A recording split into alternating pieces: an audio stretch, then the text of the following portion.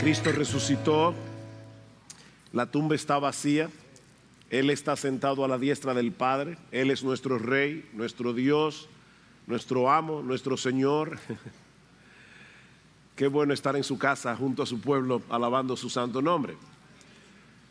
Pero ciertamente, hermanos, cuando lleguemos a la gloria y estemos todos juntos, de todo pueblo, toda tribu, lengua, nación, qué glorioso será poder alabar todos juntos al Cordero. Y hoy tuvimos un pequeñito ensayo al tener aquí hermanos de México, de Colombia, de Chile, de República Dominicana, de Cuba, de Estados Unidos, de Puerto Rico. ¿Qué se me está quedando? Costa Rica. Wow, gracias al Señor que tenemos la oportunidad de poder alabar juntos en esta mañana al pueblo de Dios. Yo les pido por favor que vayan conmigo a segunda a los Corintios, pero esta vez no al capítulo 1, sino al capítulo 12. Segunda a los Corintios, capítulo 12. No vamos a continuar, obviamente, nuestra serie en Primera Tesalonicenses. Dice así la palabra del Señor: el gloriarse es necesario, aunque no es provechoso. Pasaré entonces a las visiones y revelaciones del Señor. Conozco a un hombre en Cristo que hace 14 años, no sé si en el cuerpo, no sé si fuera del cuerpo, Dios lo sabe, el tal fue arrebatado hasta el tercer cielo. Y conozco a tal hombre, está hablando de sí mismo, si en el cuerpo o fuera del cuerpo, no lo sé, Dios lo sabe, que fue arrebatado al paraíso y escuchó palabras inefables que al hombre no se le permite expresar. De tal hombre sí me gloriaré, pero en cuanto a mí mismo no me gloriaré, sino en mis debilidades. Porque si quisiera gloriarme no sería insensatos, pues diría la verdad. Es decir, si quisiera gloriarse de esa visita al paraíso, mas me abstengo de hacerlo para que nadie piense de mí más de lo que ve en mí u oye de mí. Y aquí está mi texto que voy a estar exponiendo en esta mañana. Y dada la extraordinaria grandeza de las revelaciones, por esta razón, para impedir que me enalteciera, me fue dada una espina en la carne, un mensajero de Satanás que me abofetee para que no me enaltezca. Acerca de esto 3 veces he rogado al Señor para que lo quitara de mí. Y Él me ha dicho: te basta mi gracia, pues mi poder se perfecciona en la debilidad. Por tanto, muy gustosamente me gloriaré más bien en mis debilidades, para que el poder de Cristo more en mí. Por eso me complazco en las debilidades, en insultos, en privaciones, en persecuciones y en angustias, por amor a Cristo, porque cuando soy débil, entonces soy fuerte. Vamos a orar una vez más. Soberano Señor, cuánto necesita tu pueblo tu palabra. Cuánto necesitamos tus hijos, que tu Espíritu Santo venga y aplique con poder tu palabra en nuestros corazones. Estamos tan necesitados de ti. Seguramente en medio nuestro hay hermanos cansados, agotados en la carrera, hermanos que están abatidos a través de diversas dificultades, tribulaciones, aflicciones. Pastores que están en medio nuestro debido al intensivo pastoral. Cuánto necesitamos, oh Señor, todos nosotros, que tú nos ministres en esta mañana. Ven y háblanos, porque te lo pedimos en el precioso nombre de Jesús. Amén. Yo supongo que algunos aquí, o probablemente muchos aquí, alguna vez han pensado que de no ser por algunas limitaciones, pudieran servir mejor, pudieran ser más útiles en el reino de Dios. ¿Has pensado eso alguna vez? Óyeme, si yo no tuviera este problema, tal vez si yo hubiera tenido una mejor educación académica, o si yo tuviera una mejor salud, o si yo tuviera una mejor memoria, o si yo tuviera en general mejores circunstancias en mi vida, yo pudiera ser más efectivo en mi servicio al Señor y a su iglesia. Mi hermano, mi hermana, ¿alguna vez tú has pensado así? O tal vez estás aquí hoy en la mañana pensando así. Esa forma de pensar no solamente surge de nuestro pecado, de nuestra percepción de las cosas, sino que también es alimentada por el mundo, que tiende a admirar a todas esas personas que, a pesar de muchas dificultades, que tienen que vencer muchos problemas, logran grandes cosas. Nos fascinan esas historias, ¿verdad? El individuo que, siendo pobre y en circunstancias bien difíciles, logran cosas extraordinarias, descansando únicamente en sus propias capacidades y en su propia determinación. Hasta hacen películas sobre ese tipo de cosas. Me acuerdo cuando nuestros hijos estaban pequeños que vimos una película llamada Rudy, de un muchacho pequeño que quería jugar fútbol americano en el equipo de la Universidad de Notre Dame, y todo lo que ese individuo pasa, toda la película, para que en los últimos 15 minutos lo metan en el juego. Nos encantan esas historias de autoayuda.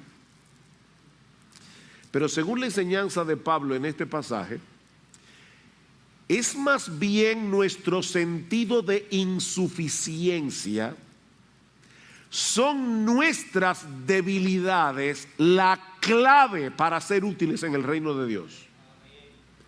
Te lo voy a repetir otra vez porque eso es antiintuitivo. Son nuestras limitaciones, es nuestro sentido de insuficiencia, son nuestras debilidades la clave para ser útiles en el reino de Dios. Pablo está contrastando aquí su ministerio con el de los falsos maestros. Si leemos toda la carta de 2 a los Corintios nos vamos a dar cuenta. Los falsos maestros se gloriaban en sus capacidades, en sus personalidades carismáticas, en sus experiencias extraordinarias, y veían a Pablo con menosprecio y decía: Pablo es fuerte en sus cartas, pero su presencia es menospreciable. Pablo es un individuo débil. Y dice Pablo al final: sí, tienen razón, pero ahí es precisamente donde yo me glorío. Yo me glorío en mi debilidad, y no porque no haya tenido experiencias inusuales. Y ahí es que Pablo cita la extraña, la inusual experiencia que tuvo, donde Dios lo arrebató. Dice él: si en el cuerpo no lo sé, si fuera del cuerpo no lo sé. Él mismo no puede explicar exactamente cómo sucedió eso, pero él dice: si vamos a hablar de experiencias extraordinarias, Dios me arrebató al paraíso, Dios me arrebató hasta el tercer cielo, donde yo escuché palabras inefables. Esa palabra dominguera lo que significa es: lo que yo vi no lo puedo relatar, no lo puedo narrar. De hecho, a mí no se me dio permiso para yo poder compartir lo que yo vi, lo que yo escuché, lo que yo experimenté en el paraíso. Hoy día hay individuos que suben, van al cielo, escriben libros, se hacen famosos. Pablo dice: no, en el caso mío, a mí Dios no me permitió hablar de eso. La única razón por la que Pablo hace mención de esa extraña visita al paraíso, que le había sucedido 14 años atrás y que él nunca había mencionado, la única razón era poder poner en contexto el aguijón en la carne que Dios le había dado para que él no se enalteciera. Él quería que la gente entendiera por qué Dios le dio un aguijón, y dice 2 veces en el versículo 7: para que no me enaltezca. Literalmente, para que la cabeza no se me ponga grande, Dios me dio un aguijón. En otras palabras, Pablo no está descansando en ese tipo de experiencias extraordinarias para probar la genuinidad de su ministerio. Eso no es necesario. Pastores que están aquí, no quieran, no deseen pasar por experiencias extraordinarias para probar que ustedes verdaderamente son hombres de Dios. Pablo dice, eso no es necesario. De hecho, mis hermanos, Jesús mismo nos advierte que tengamos cuidado de no descansar en esas cosas para creer que verdaderamente somos creyentes y para probar que verdaderamente somos siervos de Dios. Dice en Mateo capítulo 7 versículo 22, muchos me dirán en aquel día, en el día del juicio, Señor, Señor, no profetizamos en tu nombre, y en tu nombre echamos fuera demonios, y en tu nombre hicimos muchos milagros. Y entonces les declararé, yo nunca os conocí, nunca, ni cuando ustedes estaban profetizando, ni cuando estaban haciendo milagros supuestamente, ni cuando estaban echando fuera demonios, ustedes nunca fueron míos. Yo nunca los conocí, apartaos de mí, hacedores de maldad. Mis hermanos, no se dejen engañar, que hay hombres por ahí haciendo cosas sorprendentes para robarle el dinero a la gente. Son falsos maestros. De no haber sido por el ataque de sus enemigos en Corinto, nunca nos habíamos enterado que Pablo fue al tercer cielo. Nunca lo habríamos sabido. Su énfasis en ese pasaje no está en esa extraña visita, esa inusual visita al paraíso, sino más bien en el aguijón o en la espina que Dios le dio en su carne para evitar que él se enalteciera por causa de esa experiencia. Y hay al menos tres grandes lecciones que nosotros podemos aprender de este pasaje y que pueden ser muy útiles a los pastores que están de visita, a los líderes que están de visita en medio nuestro. Pero hermanos, yo no estoy predicándoles a ellos, sino a todos nosotros, porque todos nosotros necesitamos aprender la enseñanza de este pasaje. Hay al menos tres enseñanzas que podemos extraer de este pasaje. La primera es que las debilidades y aflicciones que nos limitan de alguna manera vienen de parte de Dios para nuestro bien. Dios nos limita, Dios nos debilita y es para nuestro bien. En otras palabras, son regalos que Dios nos da envueltos en papeles extraños. Noten que en el versículo 7 Pablo dice, y dada la extraordinaria grandeza de las revelaciones, por esta razón, para impedir que me enalteciera, me fue dada. Me fue dada. La pregunta es ¿por quién? Obviamente por Dios. Es verdad que el texto dice un mensajero de Satanás que me abofeté. Sin embargo, dos veces dice Pablo que la razón por la que se le dio este aguijón era para que no se enalteciera, para que él no se enorgulleciera. Y a Satanás le habría encantado que Pablo se llenara de orgullo. Así que en última instancia, el diablo era un instrumento en las manos de Dios para humillar a Pablo. Pero esta aflicción, esta debilidad limitante le fue dada por Dios. Pastor, ¿y qué era este aguijón? Bueno, esa pregunta es muy simple, muy sencilla, no sé. Nadie lo sabe, se han dado muchísimas respuestas, pero de verdad no importa. No importa. De hecho, probablemente la razón por la que Pablo no menciona explícitamente cuál era el aguijón era porque tal vez los corintios sabían cuál era, pero en segundo lugar, para que cualquiera pudiera leer ahora la carta e identificarse con Pablo, aunque no estuviera sufriendo la misma aflicción. Así que esto es universal. Un aguijón en la carne, no sabemos lo que era. Ahora es obvio que se trataba de una aflicción bastante severa.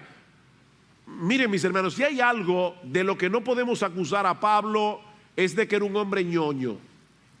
Ese tipo de persona que todo se le encuentra difícil, que se queja por cualquier tontería. En el capítulo 11, Pablo da un resumen de sus dificultades que él había tenido que sufrir por causa del ministerio. Vean el capítulo 11, versículo 24. 5 veces he recibido de los judíos 39 azotes. Los judíos eran tan quisquillosos con la ley que como se prohibía que se diera 40 azotes, ellos le dieron a Pablo 39. 3 veces. 3 veces he sido golpeado con varas. Una vez fui apedreado. 3 veces naufragué. He pasado una noche y un día en lo profundo, con frecuencia en viajes. Y ahora noten todas las veces que Pablo menciona la palabra peligros. En peligro de río, peligro de salteadores, peligro de mis compatriotas, peligro de los gentiles, peligros en la ciudad, peligros en el desierto, peligros en el mar, peligros entre falsos maestros, en trabajos, fatigas, en muchas noches de desvelos, en hambre, sed, a menudo sin comida, en frío, desnudez. Un buen resumen. Un buen currículum de sufrimiento. Pablo había tenido que pasar por mucha aflicción, pero esta espina, este aguijón en su carne parece sobrepasar todo lo demás. De hecho, noten otra vez que en el versículo 7 Pablo le llama una bofetada. Dice, me fue dado un mensajero de Satanás que me abofetee. La palabra literalmente es que me atormente. Y el tiempo del verbo que Pablo usa, que da la idea de una acción repetida. Pablo tenía mucho tiempo padeciendo de este problema, cualquiera que haya sido, y continuaría sufriéndolo por el resto de su vida, a pesar de haberle clamado al Señor que se lo quite. De paso, mis hermanos, esto nos enseña que no es incorrecto orarle al Señor que nos libre de alguna aflicción. Eso no es incorrecto. ¿Está alguno entre vosotros afligido? ¿Qué debe hacer? Según Santiago, haga oración. Santiago 5:13. Lo que es incorrecto y pecaminoso es llenar nuestro corazón de amargura, comenzar a dudar del amor de Dios, porque Él decida no quitarnos la aflicción. No debemos, mis hermanos amados, medir el amor de Dios sobre la base de nuestro bienestar. La medida del amor de Dios siempre ha sido el Calvario, no la salud, no la prosperidad terrenal. Sí, debemos orar cuando estamos en medio de una situación aflictiva, pero debemos hacerlo con la misma actitud de Jesús en el huerto de Getsemaní. Padre, si es posible que pase de mí esta copa, pero que no se haga mi voluntad, sino la tuya. Porque Jesús sabía que la voluntad de Dios, cualquiera que sea, es buena, es agradable y es perfecta, aunque nos duela. La voluntad de Dios es buena, es agradable, es perfecta. Este aguijón fue el medio que el Señor usó para mantener a Pablo en humildad, a pesar de que de alguna manera que tampoco entendemos, un agente satánico estuvo envuelto en el asunto. Algunos sugieren, como dice, un mensajero de Satanás. Algunos sugieren que era Dios afligiéndolo con algún tipo de enfermedad y el diablo diciéndole, Pablo, tú ves que Dios no te ama, tú le sirves, eres un misionero, tú tal vez serías más útil si Dios te quitara ese aguijón, y ese mensajero del diablo estaba ahí, tiquiti, tiquiti, tiquiti. Es posible. Mis hermanos, nuestro Dios es soberano y Él tiene control de todas las cosas, y eso incluye los ataques del enemigo de nuestras almas, eso incluye los pecados que otros cometen contra nosotros. Dios es soberano y en su sabiduría, en su bondad, todo lo que Él decreta para nosotros, aunque no lo entendamos, es para su gloria y para nuestro bien. Así que noten que en un mismo suceso el diablo y Dios estaban envueltos. Dios está tratando de hacer algo en la vida de Pablo y el diablo también. Yo no sé si ustedes se dieron cuenta del contraste, porque honestamente yo no lo había visto hasta esta semana, y he leído ese pasaje un montón de veces. Eso es lo bueno de la Biblia, es un pozo sin fondo. Pablo está diciendo en el principio del pasaje, Dios me permitió ir al tercer cielo, y luego dice que le enviaron un mensajero desde el infierno. ¿Qué contraste? Comienza en el cielo y a la mitad un mensajero de Satanás. Un mensajero desde el infierno. Qué extraña es la vida, ¿verdad? La vida del creyente. Qué paradójica. Dios y el diablo obrando juntos, con dos propósitos muy diferentes. Y nosotros no somos ni títeres de Dios ni títeres del diablo. Dios está tratando de hacer algo en tu vida, el diablo está tratando de hacer algo muy diferente y tú, en medio de la situación, no eres un títere. Nosotros somos responsables de reaccionar piadosamente, somos responsables de reaccionar sabiamente en medio de la providencia aflictiva, y eso nos lleva a nuestro segundo encabezado. Debemos aceptar gustosamente, no con resignación. Debemos aceptar gustosamente las limitaciones que Dios trae a nuestras vidas, porque Él será glorificado en nuestra debilidad. Para que no se distraigan, déjenme repetir otra vez. Cuando vienen esas limitaciones, vienen esas aflicciones, debemos aceptarlas gustosamente, no porque seamos masoquistas, no porque nos guste sufrir, no, a nadie le gusta sufrir, sino porque sabemos que Dios será glorificado, Cristo será glorificado en nuestra debilidad. Pablo le había pedido al Señor al menos en 3 ocasiones que lo libre de este aguijón.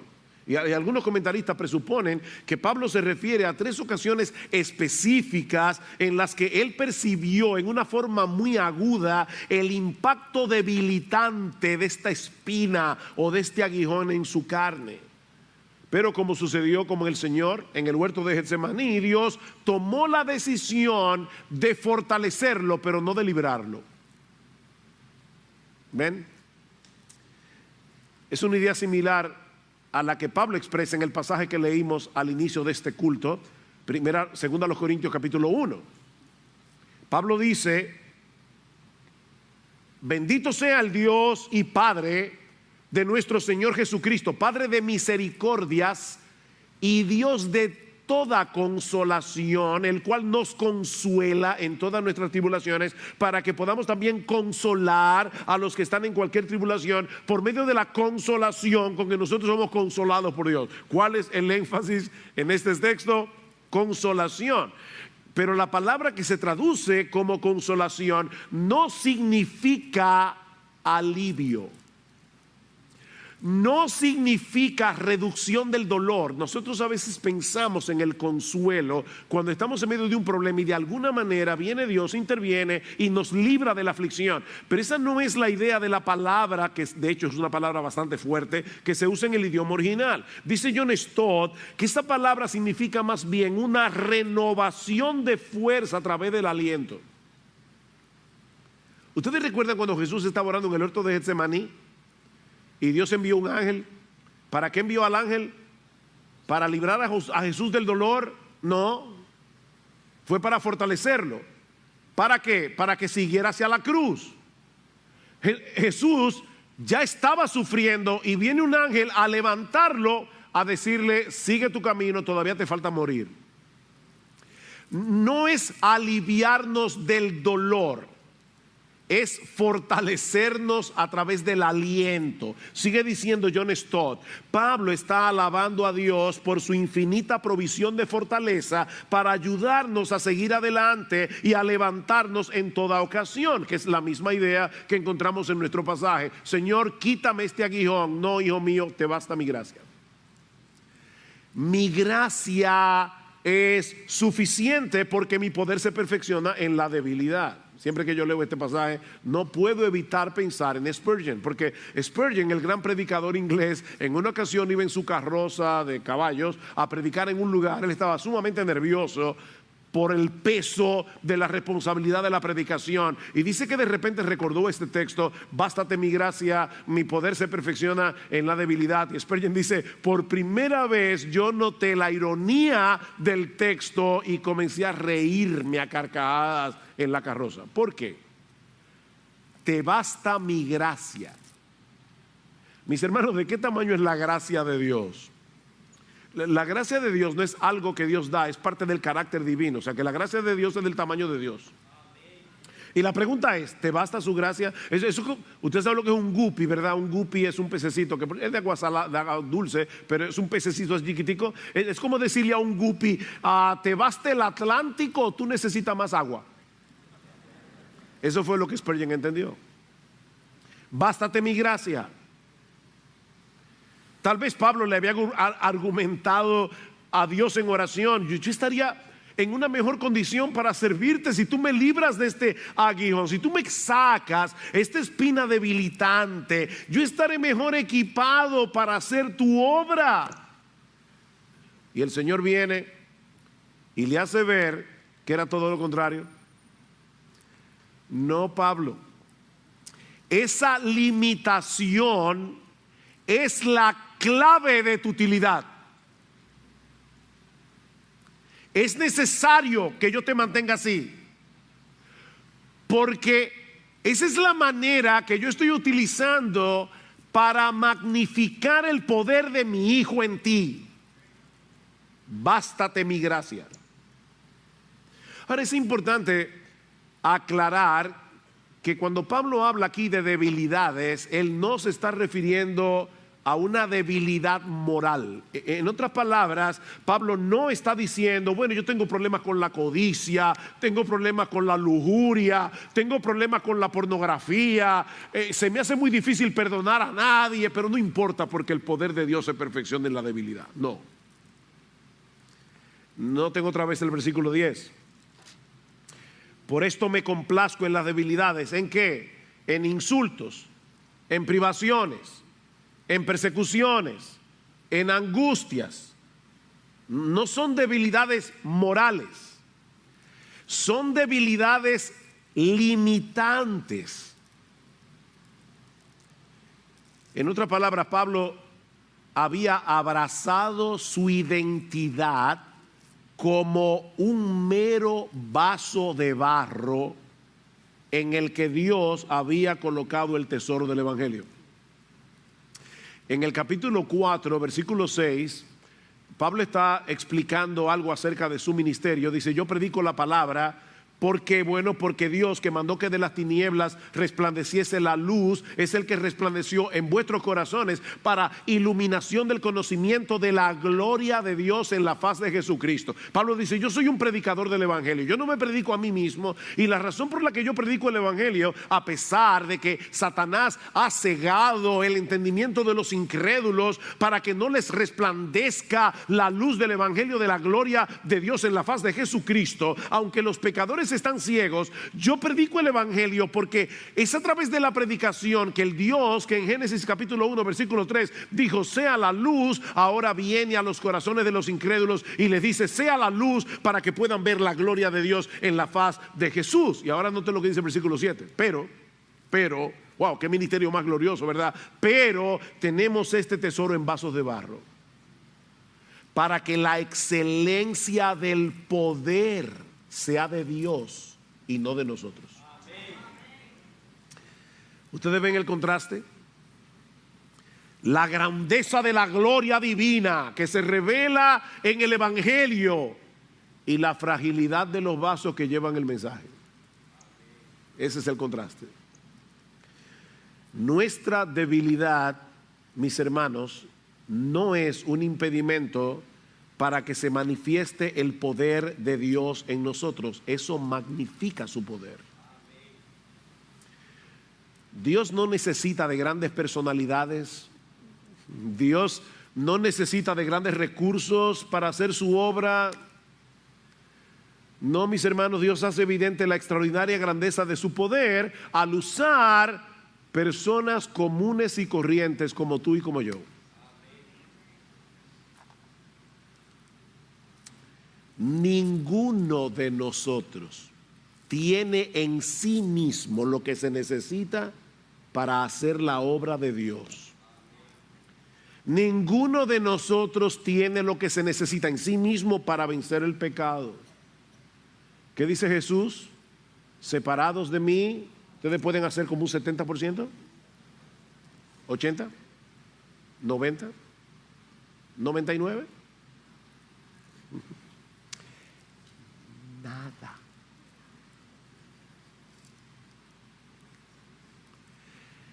separados de mí, nada. Nosotros somos un ejército de nadas. Tú eres nada, nada, nada. El problema es que todos tenemos la tendencia a confiar en nosotros mismos. Ese es el problema. Y Dios en su bondad se encarga de recordarnos lo que somos a través de esos aguijones que nos debilitan, nos limitan, para que dependamos enteramente de Él. ¿Recuerdan lo que Miguel leyó en el capítulo 1 otra vez de 2 Corintios? Pablo dice, miren, ustedes no ignoran que cuando estuvimos en Asia fuimos abrumados de tal manera que hasta perdimos la esperanza de conservar la vida. Teníamos sentencia de muerte, dice Pablo, a fin de que no confiáramos en nosotros mismos, sino en Dios que resucita a los muertos. Dios, en esa aflicción en Asia, estaba destruyendo la confianza de Pablo, porque su poder se perfecciona en nuestra debilidad. Hermanos, es cuando estamos conscientes de nuestras deficiencias que clamamos desde lo más profundo de nuestro corazón por la asistencia de Dios. Y entonces Dios magnifica su gracia en nosotros y a través de nosotros. De ahí la sorprendente, extraña, inusual reacción de Pablo. ¿Cómo reaccionó Pablo ante estas limitaciones, debilidades, aflicciones en su carne, cuando Dios les reveló el propósito, como te lo está diciendo hoy a ti y a ti y a ti y a ti hoy en la mañana a través de su palabra? ¿Cómo reaccionó Pablo? En vez de llenarse de resentimiento contra Dios, de amargura, de depresión por limitarlo de esa manera, Pablo le da la bienvenida. Él aceptó gustosamente ser debilitado. En el versículo 30 del capítulo 11, Pablo dice que si tiene que gloriarse de algo, dice, me gloriaré en mis debilidades. En el versículo 9 del capítulo 12 dice, muy gustosamente me gloriaré en mis debilidades, para que el poder de Cristo more en mí, o para que el poder de Cristo haga su residencia en mí. Y luego en el versículo 10 del capítulo 12 dice, me complazco en mis debilidades. Ustedes están viendo cómo me glorío, me gozo, para usar una palabra que está de moda, lo recibo. Me complazco. ¿Saben lo que significa esa palabra? Significa estar satisfecho, gozarse, aceptar con agrado, preferir, disfrutar. Pablo está diciendo, bienvenidas sean todas estas aflicciones.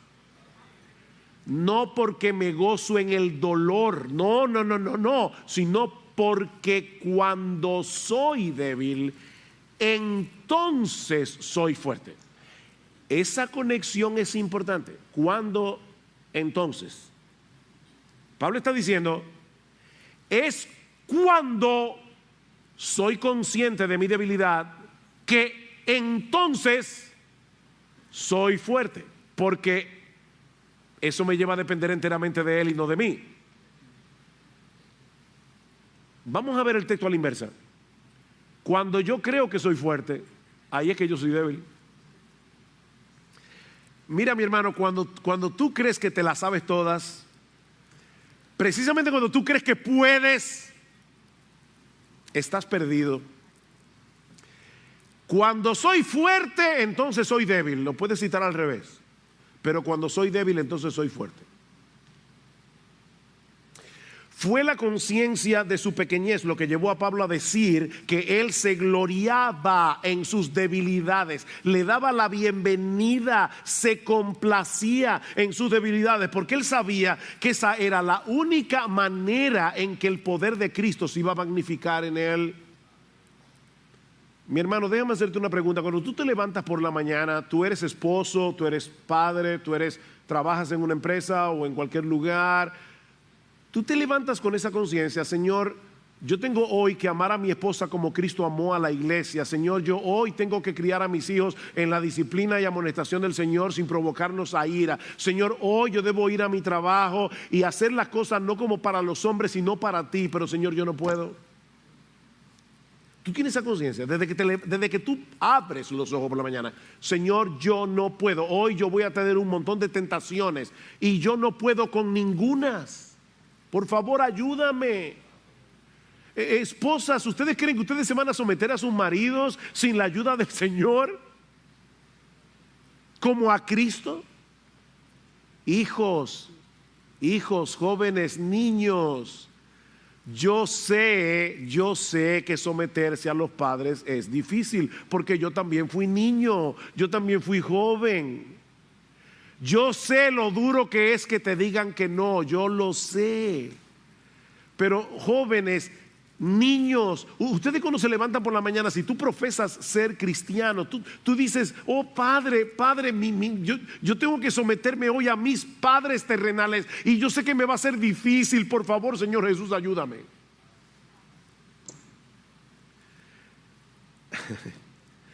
Jóvenes, escúchenme una cosa, porque ustedes son los que tienen más vulnerabilidad a esto.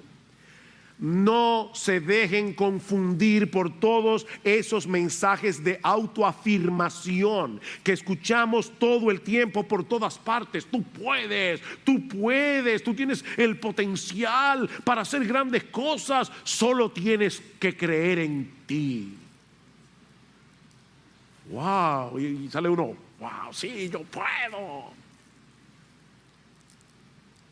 Reconoce todos esos potenciales, todo ese potencial que está escondido en ti. Tu problema es que tú no crees en ti. No, tu problema es que tú crees en ti. Ese es tu problema. Separados de mí, no van a poder hacer nada que valga la pena. Nada, cero, nada. No es descansando en nuestras propias capacidades que vamos a poder hacer la obra de Dios, que vamos a poder luchar con nuestros pecados, que vamos a poder poner nuestros dones en operación en la iglesia. Pastores que están en medio nuestro hoy, no caigamos en ese error. Si te vas a gloriar, que no sean tus títulos, en los libros que tú has leído, en la capacidad que Dios te ha dado. Tal vez Dios te ha dado dones, qué bueno, pero óyeme, esos dones sin la ayuda del Espíritu Santo no te sirven de nada. Si te vas a gloriar en algo que sea en tu debilidad, no en tu potencial.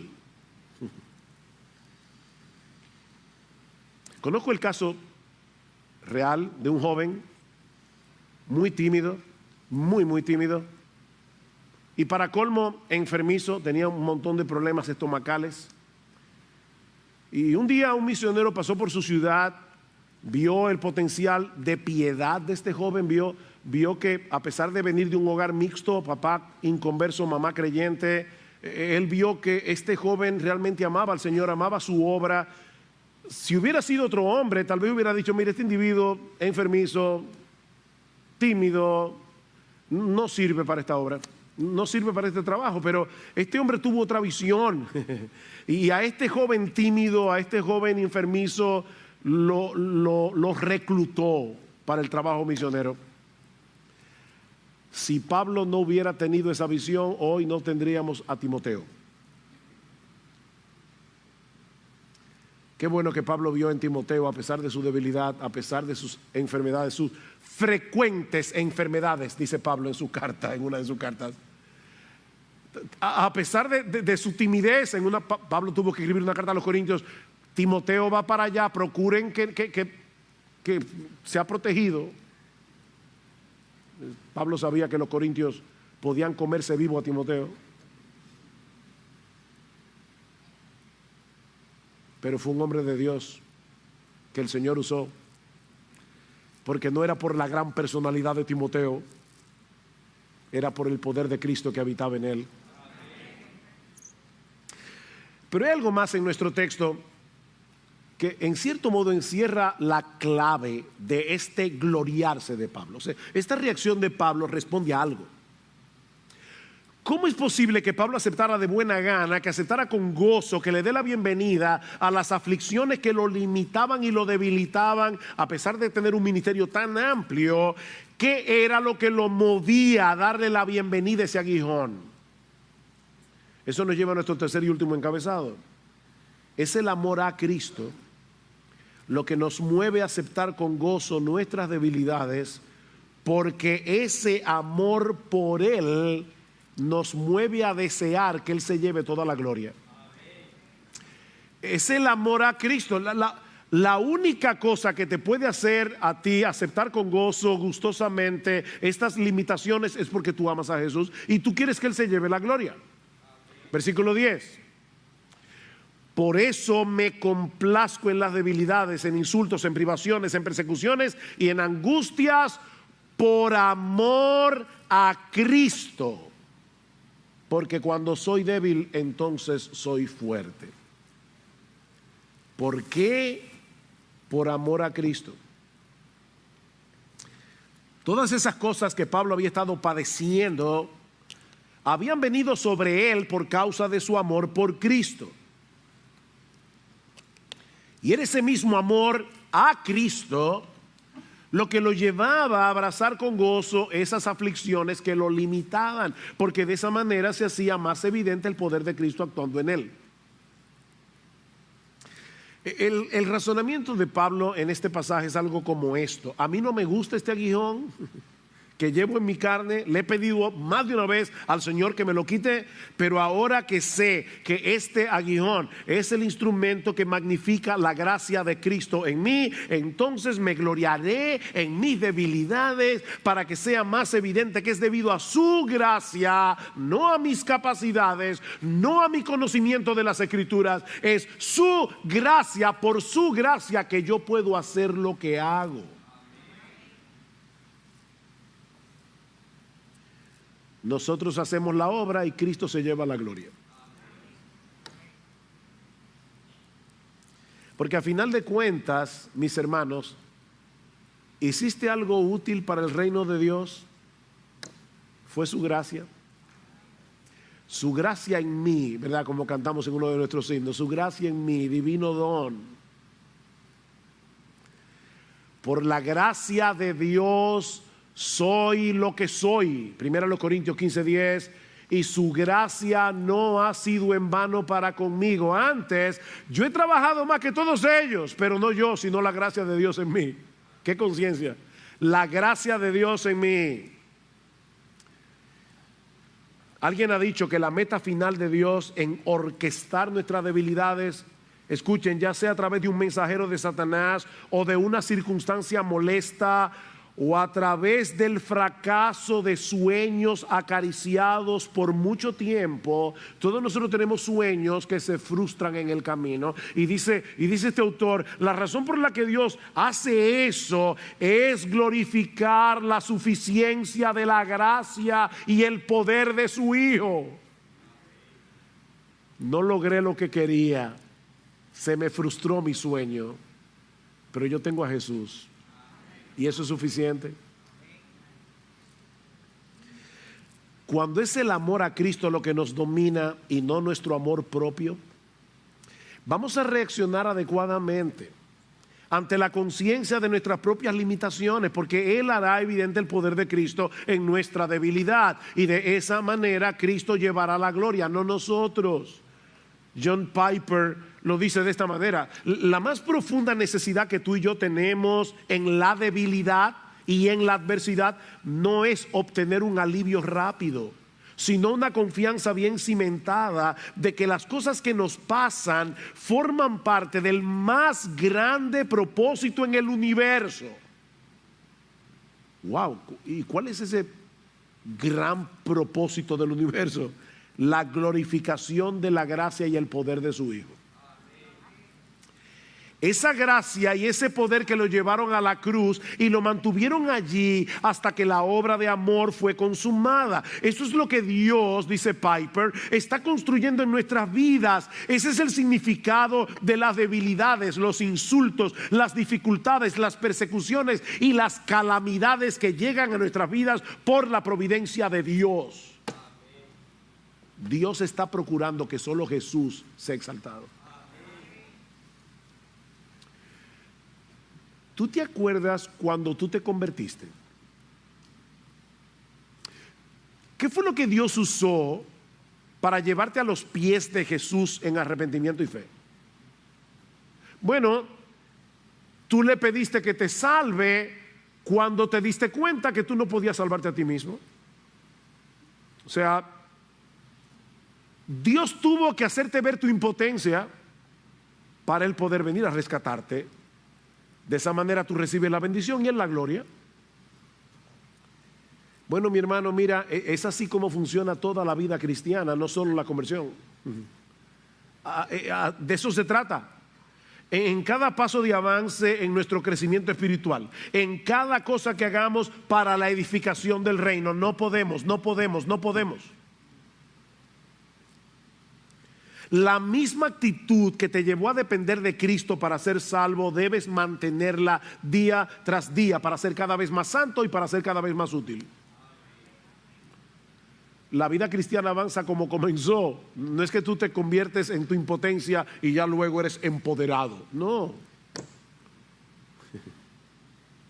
El problema es que el pecado todavía mora en nosotros y nos lleva a creer que somos suficientes, que podemos actuar en independencia, y por eso tratamos de hacer las cosas en nuestras propias fuerzas. Somos tan ignorantes que creemos que podemos hacer lo que realmente no podemos hacer. Pero Dios es tan bueno, tan sabio, que Él se encarga de usar aflicciones limitantes para aplastar ese sentido de autoconfianza y para llevarnos a experimentar la realidad de que Él es capaz, oye esto, hermano, Él es capaz de multiplicar las fuerzas del que no tiene ninguna. Isaías 40:29. O sea, Él no necesita que haya un poco de fuerza para poder multiplicarla, para aumentar lo que hay. No, es que Él no necesita que haya. Él puede aumentar el vigor donde no hay absolutamente nada. Él multiplica las fuerzas del que no tiene ninguna. Él llama a las cosas que no son como si fueran. Romanos 4:17. Pero es el amor a Cristo lo que nos mueve a darle la bienvenida a esas aflicciones limitantes y debilitadoras que vienen a nuestra vida, para que el poder, ese poder todopoderoso de la gracia de Jesús, se haga evidente en nuestra vida. Y la gente nos diga: wow, qué bien lo hace fulano, qué bien lo hace fulana. No, qué bien lo hace Jesús. Yo recuerdo hace muchos años que estaba leyendo una biografía de un hombre que yo admiro mucho, un hombre del pasado, y yo iba leyendo la biografía y decía: wow, pero qué hombre más extraordinario. Y un día el Espíritu Santo me convenció de pecado. Y yo dije: pero ¿cómo que qué hombre? Y de repente seguí leyendo la biografía y dice: wow, qué Dios, que puede tomar una basura que va camino al infierno, un gusano del polvo, y hacerlo útil para el reino de Dios. ¡Qué Dios tenemos! Así que, mi hermano, mi hermana, no te quedes ahí postrado lamentando tu debilidad, lamentando tus limitaciones. Abraza con gozo esa conciencia de pequeñez. Abraza con gozo esa insuficiencia que te mantendrá de rodillas en dependencia de tu Señor, mientras pones tus dones en operación para la gloria de tu redención, en la edificación de la iglesia y la salvación de los perdidos. Gladys Aylward fue una sirvienta que servía en la casa de un individuo muy rico, y ella siempre deseó ir a la China de misionera. Era una criada, y ella aprovechaba la biblioteca que tenía este hombre y leía, se preparaba ella sola. Ella fue finalmente a la agencia misionera, habló con una persona que la atendió, por cierto, muy amablemente, pero le dijo: pero pero ¿qué tú has estudiado? Dice, no, yo tuve que dejar el colegio para poder servir en una casa de familia. Yo no tengo dinero, pero ¿qué capacidades tú tienes? ¿Sabes chino? No, yo no sé chino. Yo solamente he leído muchos libros que tiene el señor de la casa, pero... Y finalmente este hombre la desechó. Era chiquita, le llamaban la pequeña, ¿cómo era? La pequeña misionera o algo así, era una muchacha bien chiquita. Esa muchacha pasó yo no sé cuántas vicisitudes y finalmente llegó a la China. Y es increíble la obra que Dios hizo a través de Gladys Aylward. Su obra es tan reconocida que Hollywood hizo una película de su vida. Pequeña, sin educación, pero con un gran amor por Jesús. Mis hermanos, necesitamos desarrollar ese hábito de dependencia constante. Necesitamos recordarnos una y otra vez que nosotros mismos somos menos que nada cuando se trata de hacer la obra de Dios. Por eso es que es tan importante la oración. En el pasaje de 2 Corintios 1, termina hablando de la oración. Dice Pablo, por la oración de ustedes, por nuestra oración. La oración juega un papel importantísimo porque es por la oración que nosotros manifestamos esa dependencia. Señor, yo no puedo, por favor ayúdame. Sal de tu casa por la mañana a tu trabajo, Señor. Yo no puedo, me voy a enfrentar a un montón de tentaciones. Yo no puedo hacer el trabajo con excelencia. Yo no puedo hacerlo para tu gloria. Si me alaban, me la voy a robar tu gloria, Señor. Yo soy un ladrón de gloria. Por favor ayúdame, Señor. Es vivir en oración, es respirar oración. Por eso es que es tan importante que los miércoles vengamos a la iglesia a orar. Esta iglesia no tiene la capacidad de hacer la obra de Dios. No la tenemos, sus pastores no la tienen. No confíen en sus pastores si es para dejar de orar. Nada podéis hacer.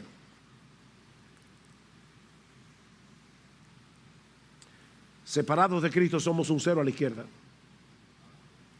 Pero mire, mis hermanos, como yo decía ahorita, un ejército de nadas no puede hacer nada. Pero cuando todas esas nadas se amparan en el Todopoderoso, las puertas del Hades no pueden frenar el avance de los ejércitos del Dios vivo. Las murallas pueden ser tan grandes como las de Jericó. ¿Y saben qué? Se caerán si gritamos en el nombre de Dios. No hay muralla que resiste ese poder. Así que el punto de este pasaje no es que nos quedemos postrados lamentando nuestras propias limitaciones y debilidades. No. Todos nosotros tenemos que poner nuestros dones al servicio del Señor y de su iglesia para que el cuerpo de Cristo siga siendo edificado, pero jamás se te ocurra hacerlo en tus propias fuerzas. Por amor a Cristo, ampárate en Él, para que solo Él reciba la gloria. Cada uno según el don que ha recibido, ministrelo a los otros como buenos administradores de la multiforme gracia de Dios. Si alguno habla, hable conforme a las palabras de Dios. Si alguno ministra, ministre conforme al poder que Dios da, para que en todo sea Dios glorificado por Jesucristo, a quien pertenecen la gloria y el imperio por los siglos de los siglos. Amén. Y si tú estás aquí sin Cristo, mi amigo, yo quiero invitarte en esta mañana a que aceptes el hecho de que es imposible, absolutamente imposible, salvarte por ti mismo. Que reconozcas tu impotencia. La Biblia dice que la salvación se obtiene únicamente por gracia, por medio de la fe. ¿Sabes por qué? Porque la fe magnifica, glorifica al Salvador, no al que cree. Y Dios diseñó toda la cosa para que su Hijo se lleve toda la gloria. Él se hizo hombre y murió siendo perfecto en la cruz del Calvario para pagar nuestra deuda con la justicia de Dios. Y ahora te ofrecen el Evangelio, mi amigo, perdonar todos tus pecados, darte gratuitamente por gracia el don de la vida eterna si vienes a Cristo en arrepentimiento y fe, confiando únicamente en Cristo. Dice la Escritura, mi amigo, que Dios resiste a los soberbios. Dios da gracia a los humildes. Deja de creer que eres capaz de hacer lo que nunca podrás hacer. Y ven humillado a los pies del Salvador, clamando por misericordia. Y Él va a magnificar su gracia en ti, salvándote por gracia.